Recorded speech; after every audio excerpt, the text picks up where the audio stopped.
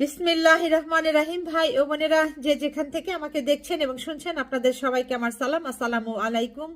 আশা করি আপনারা ভালো আছেন, আমিও ভালো আছি। UK property gossip by Tasmina YouTube চ্যানেলের পক্ষ থেকে জানাই শুভেচ্ছা।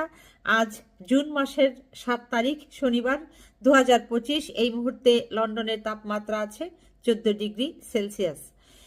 আপনাদের সাথে এখন যে বিষয়টি নিয়ে কথা বলতে চাচ্ছি সেটা হলো যে মানবজমিন পত্রিকাতে কিছুক্ষণ আগেই খবর প্রকাশ হয়েছে, আপনারাও হয়তো এটি টেলিভিশনের পর্দায় দেখেছেন। প্রধান উপদেষ্টার সঙ্গে সেনা প্রধানের সাক্ষাৎ। তো বিস্তারিত যেটি বলা হয়েছে যে পবিত্র ঈদুল আজহা উপলক্ষে প্রধান উপদেষ্টা অধ্যাপক ডক্টর মোহাম্মদ ইউনূসের সঙ্গে সস্ত্রীক সাক্ষাৎ করেছেন সেনাপ্রধান জেনারেল ওয়াকারুজ্জামান। শনিবার দুপুরে প্রধান উপদেষ্টার সরকারি বাসভবন যমুনায় এ সাক্ষাৎ অনুষ্ঠিত হয়। প্রধান উপদেষ্টার প্রেস সচিব শফিকুল আলম এ তথ্য জানিয়েছেন।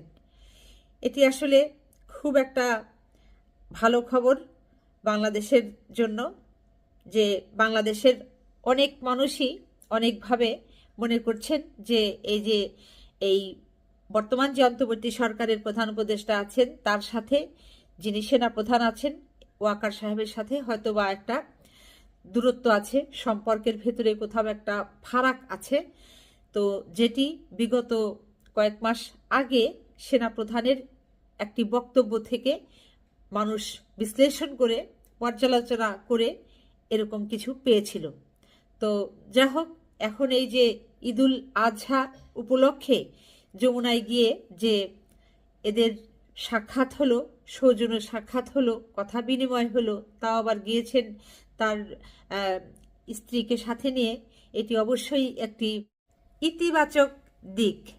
এরপর আরও যেটি বলা হয়েছে যে একই দিনে দুপুরে নৌবাহিনী প্রধান অ্যাডমিরাল এম নাজমুল হাসানও তার স্ত্রী সহ প্রধান উপদেষ্টার সঙ্গে সাক্ষাৎ করেন। ঈদ উপলক্ষে শীর্ষ সামরিক কর্মকর্তাদের এই সাক্ষাৎ ছিল রাষ্ট্রীয় সৌজন্যের অংশ হিসেবে।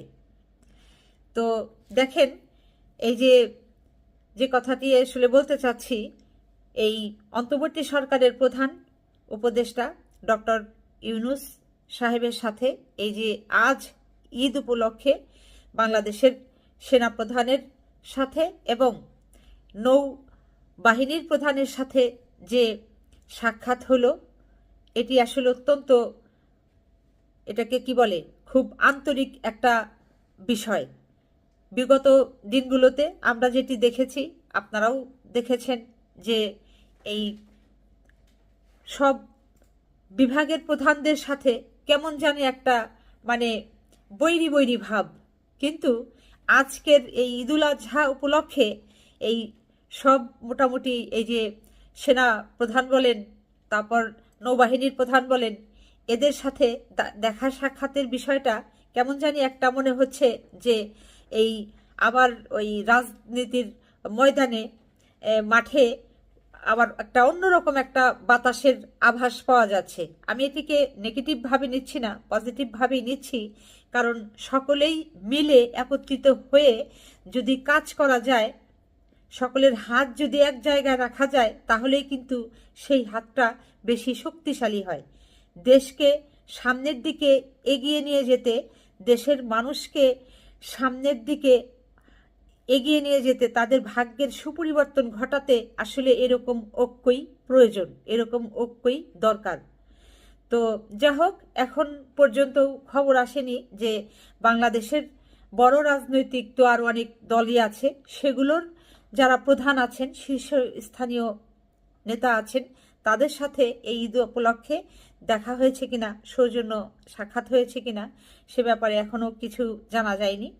তো আশা করি এরকম সকলের সাথেই একটা সৌহার্দ্যপূর্ণ, বন্ধুত্বপূর্ণ মনোভাব নিয়ে বর্তমান যে অন্তর্বর্তী সরকারের প্রধান আছেন তিনি আগামীতে পথ চলবেন এবং দেশের মানুষের উন্নতি সাধনে তিনি নিজেকে এবং দেশের সকল বিভাগের বাহিনীর প্রধানদেরকে নিয়োজিত রাখবেন।